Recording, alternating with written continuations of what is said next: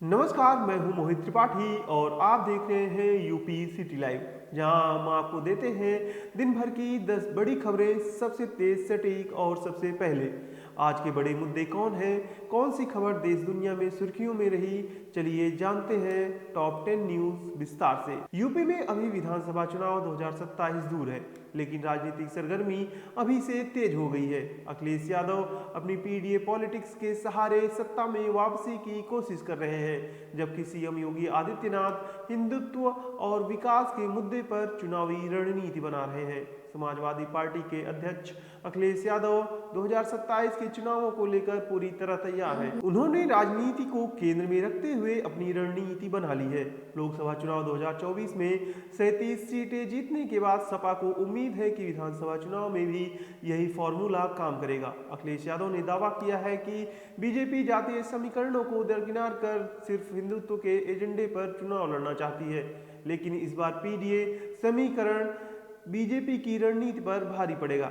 दूसरी ओर सीएम योगी आदित्यनाथ 2027 में बीजेपी को लगातार तीसरी बार सत्ता में लाने की तैयारी कर रहे हैं। उनकी रणनीति हिंदुत्व प्लस विकास मॉडल पर आधारित है। योगी सरकार पिछले 10 साल में प्रदेश में बड़े इंफ्रास्ट्रक्चर प्रोजेक्ट, कानून व्यवस्था में सुधार और धार्मिक पर्यटन को बढ़ावा देने को अपनी सबसे बड़ी उपलब्धि मान रही है। सीएम योगी का मानना है कि बीजेपी का डबल इंजन सरकार का विकास मॉडल जनता के बीच सबसे बड़ा मुद्दा रहेगा और 2027 में बीजेपी एक बार फिर सत्ता में आएगी। हालांकि अखिलेश यादव ने 2027 में सत्ता में वापसी की उम्मीद इसलिए भी है क्योंकि उन्हें कई मुद्दों पर बीजेपी के खिलाफ जनता की नाराजगी दिख रही है। अखिलेश यादव को भरोसा है कि इस बार जनता बीजेपी की नीतियों से नाराज होकर सपा का समर्थन कर सकती है। अब बात करते हैं योगी सरकार के बहुप्रतीक्षित मंत्रिमंडल विस्तार की। योगी सरकार के मंत्रिमंडल विस्तार की चर्चा लंबे समय से चल रही है, लेकिन महाकुंभ और विधानसभा सत्र के कारण इसे टाला गया था। अब सूत्रों के मुताबिक अगले 8 से 10 दिनों में विस्तार होने की पूरी संभावना है। सूत्रों की माने तो इस विस्तार की तैयारी पूरी हो चुकी है और बीजेपी हाईकमान ने अपनी रणनीति बना ली है। कौन से मंत्रियों की होगी छुट्टी?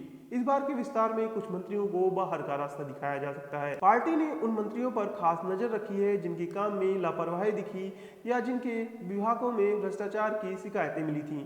सूत्रों का कहना है कि 2 से 3 मंत्रियों की छुट्टी तय मानी जा रही है। हालांकि आधिकारिक घोषणा जल्द ही होगी। किन नए चेहरों को मौका मिलेगा? इस बार मंत्रिमंडल में 3 से 4 नए चेहरों को शामिल किया जा सकता है। खासतौर पर पश्चिमी यूपी से कुछ नए नाम मंत्रिमंडल में जगह बना सकते हैं। सूत्रों के अनुसार लंबे समय से पार्टी के लिए काम कर रहे नेताओं को होली का तोहफा मिलने वाला है। बीजेपी का फोकस अब युवा और कर्मठ नेताओं को आगे बढ़ाने पर है ताकि आने वाले चुनाव में संगठन और अधिक मजबूत हो सके। बढ़ते हैं अगली खबर की तरफ। भारतीय जनता पार्टी में इस वक्त संगठन चुनाव चल रहे हैं। राष्ट्रीय अध्यक्ष से लेकर प्रदेश अध्यक्ष तक के नाम जल्द घोषित किए जाएंगे, लेकिन उत्तर प्रदेश बीजेपी के नए अध्यक्ष को लेकर सबसे ज्यादा चर्चा हो रही है। यूपी बीजेपी का नया अध्यक्ष 2027 के विधानसभा चुनाव की अगुवाई करेगा, इसलिए पार्टी इस नाम को बेहद सोच समझकर चुन रही है। आप सोच रहे होंगे कि यूपी बीजेपी अध्यक्ष के चुनाव में देरी क्यों हो रही है। इसका जवाब मौजूदा प्रदेश अध्यक्ष भूपेंद्र चौधरी ने खुद दिया। भूपेंद्र चौधरी का कहना है कि दिल्ली चुनाव और महाकुंभ मेला के चलते संगठन चुनाव की प्रक्रिया धीमी हुई थी, लेकिन अब यह प्रक्रिया तेजी से आगे बढ़ेगी। अब ये सवाल उठता है कि यूपी बीजेपी अध्यक्ष की रेस में कौन कौन शामिल है। बीजेपी अंदर खाने इस बार ब्राह्मण चेहरा चुनने पर विचार कर रही है, लेकिन दलित और पिछड़े वर्ग के नेताओं पर भी दांव लगाया जा सकता है। पार्टी के रणनीतिकार इस बात पर विचार कर रहे हैं कि प्रदेश अध्यक्ष का चयन जातीय और क्षेत्रीय समीकरण को ध्यान में रखकर किया जाए ताकि 2027 का विधानसभा चुनाव आसानी से जीता जा सके। अब बात करते हैं यूपी बीजेपी के जिला अध्यक्षों की सूची की। यूपी बीजेपी में जिला अध्यक्ष की लिस्ट को लेकर जबरदस्त चर्चा चल रही है। आखिर यह लिस्ट कब जारी होगी, इसमें इतनी देरी क्यों हो रही है? यूपी बीजेपी के नए जिला अध्यक्षों की सूची को लेकर पिछले कुछ महीनों से इंतजार किया जा रहा था, लेकिन अब बीजेपी प्रदेश अध्यक्ष भूपेंद्र चौधरी ने साफ किया है कि सूची जल्द ही जारी की जाएगी। उन्होंने कहा है कि लिस्ट में देरी के पीछे कोई विवाद नहीं है, बल्कि दिल्ली विधानसभा चुनाव और प्रयागराज महाकुंभ के कारण प्रक्रिया धीमी हुई थी। यानी अगर आप भी इस लिस्ट का इंतजार कर रहे हैं तो बस कुछ ही दिनों की देरी है, जल्द ही यूपी बीजेपी का नया संगठन सामने आ सकता है। हालांकि राजनीतिक गलियारों में इस देरी को लेकर कई तरह की अटकलें लगाई जा रही हैं। कहा जा रहा है कि जातीय समीकरण, महिलाओं की हिस्सेदारी और पुराने कार्यकर्ताओं की अनदेखी जैसे मुद्दे पर बीजेपी में खींचतान हो रही है। हालांकि बीजेपी प्रदेश अध्यक्ष भूपेंद्र चौधरी ने इन सभी चर्चाओं को सिरे से खारिज कर दिया है।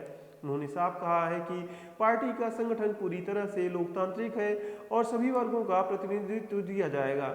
अब बढ़ते हैं महाकुंभ की खबरों की तरफ। महाकुंभ के समापन के बाद प्रयागराज पहुंचे मुख्यमंत्री योगी आदित्यनाथ ने महाकुंभ में कार्यरत सफाई और स्वास्थ्य कर्मियों को बड़ी सौगात देने की घोषणा की है।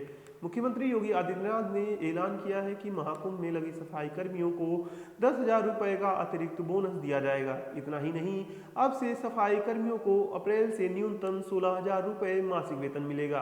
पहले यह सैलरी 8 से 11,000 रुपए के बीच होती थी। इसके साथ ही सभी कर्मचारियों को आयुष्मान योजना से जोड़कर जन आरोग्य बीमा का भी लाभ दिया जाएगा।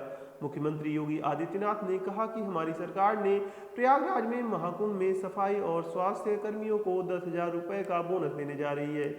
हम यह सुनिश्चित करने जा रहे हैं कि अप्रैल से सफाई कर्मियों को 16,000 रुपए का न्यूनतम वेतन प्रदान किया जाए। अस्थायी स्वास्थ्य कर्मियों को सीधे बैंक में हस्तांतरण किया जाएगा। अगली खबर भी सीएम योगी के महाकुंभ समापन दौरे से जुड़ी है। महाकुंभ समापन पर सीएम योगी ने नाव चालकों से भी बात की। इस दौरान सीएम ने कहा कि रजिस्ट्रेशन के बाद हर नाव चालक को 5 लाख रुपए की बीमा योजना दी जाएगी। नाव खरीदने के लिए धनराशि भी दी जाएगी। साथ ही जिन लोगों के पास स्वास्थ्य बीमा नहीं है उन्हें आयुष्मान योजना भारत के तहत कवर किया जाएगा। महाकुंभ 2025 केवल आस्था और भव्य आयोजन के लिए ही नहीं बल्कि सफाई व्यवस्था में बनाए गए गिनीज वर्ल्ड रिकॉर्ड के लिए भी याद किया जाएगा। उत्तर प्रदेश सरकार ने प्रयागराज में महाकुंभ के दौरान दुनिया का सबसे बड़ा सफाई अभियान चलाया। इस ऐतिहासिक उपलब्धि के लिए मुख्यमंत्री योगी आदित्यनाथ, डिप्टी सीएम केशव प्रसाद मौर्य और ब्रजेश पाठक ने गिनीज वर्ल्ड रिकॉर्ड का पुरस्कार प्राप्त किया। बढ़ते हैं अगली खबर की तरफ। उत्तर प्रदेश पुलिस के 50,000 पुलिसकर्मियों ने दिन रात कड़ी मेहनत करके इस महाकुंभ को सुरक्षित और सुव्यवस्थित बनाए रखा और अब योगी सरकार ने उनकी इस मेहनत को सराहते हुए विशेष इनाम देने का ऐलान किया है। डीजीपी प्रशांत कुमार ने बताया कि महाकुंभ ड्यूटी करने वाले सभी पुलिसकर्मियों को 1 सप्ताह की छुट्टी दी जाएगी। साथ ही 10,000 रुपए का बोनस भी दिया जाएगा।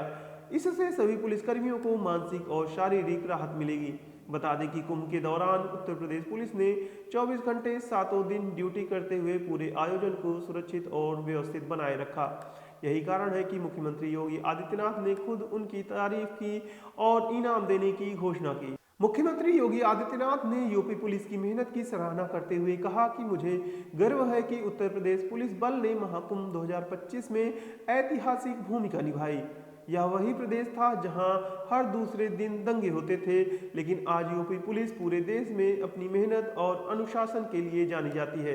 अब बात करते हैं संभल की जामा मस्जिद को लेकर चल रहे विवाद की। इलाहाबाद हाई कोर्ट में जामा मस्जिद की रंगाई पुताई को लेकर सुनवाई हुई। सुनवाई के दौरान भारतीय पुरातत्व सर्वेक्षण यानी एएसआई ने कहा कि संभल की जामा मस्जिद एक संरक्षित स्मारक है, इस वजह से इसकी रंगाई पुताई की अनुमति नहीं दी जा सकती है।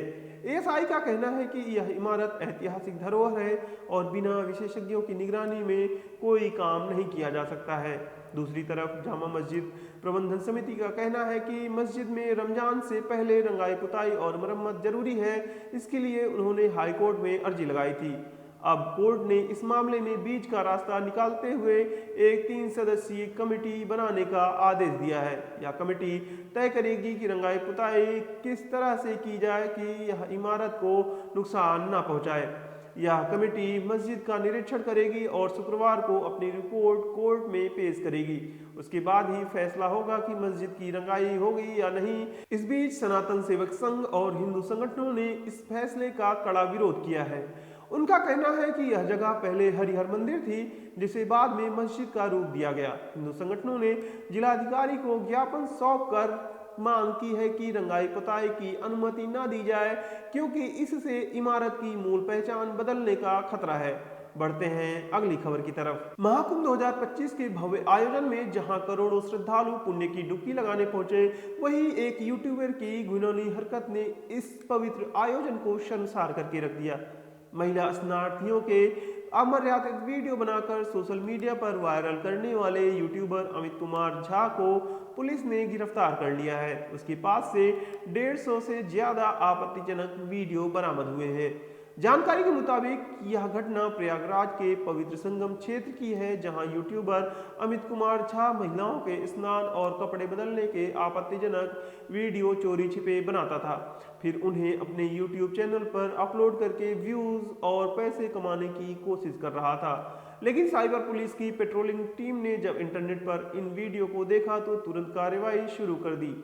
गिरफ्तारी के बाद जब पुलिस ने उसका मोबाइल खंगाला तो उसमें 150 से ज्यादा ऐसे वीडियो मिले जो उसने चोरी छिपे बनाए थे।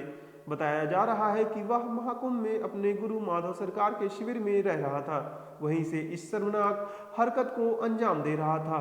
बढ़ते हैं अगली खबर की तरफ। उत्तर भारत में फिर से मौसम में बड़ा बदलाव देखने को मिल रहा है। मौसम विभाग ने दिल्ली एनसीआर में बादल और बारिश की संभावना जताई है। दिल्ली एनसीआर में सुबह से बादल छाए हुए हैं। आईएमडी के मुताबिक अगले 2 दिनों में तेज हवाओं के साथ हल्की बारिश हो सकती है। उत्तर प्रदेश के भी कई जिलों में बारिश की संभावना जताई गई है। कानपुर, फतेहपुर, लखनऊ समेत पश्चिमी और पूर्वी यूपी में बदलते मौसम का असर दिखेगा। 28 फरवरी और 1 मार्च को पूर्वी उत्तर प्रदेश में गरज चमक के साथ बारिश की संभावना है। पश्चिमी उत्तर प्रदेश में कोहरा छाए रहने की भी उम्मीद जताई गई है। अगर आपको यह रिपोर्ट पसंद आई हो तो वीडियो को लाइक करें, चैनल को सब्सक्राइब करें और बेल आइकन दबाएं ताकि आपको मिले हर बड़ी खबर सबसे पहले। नमस्कार।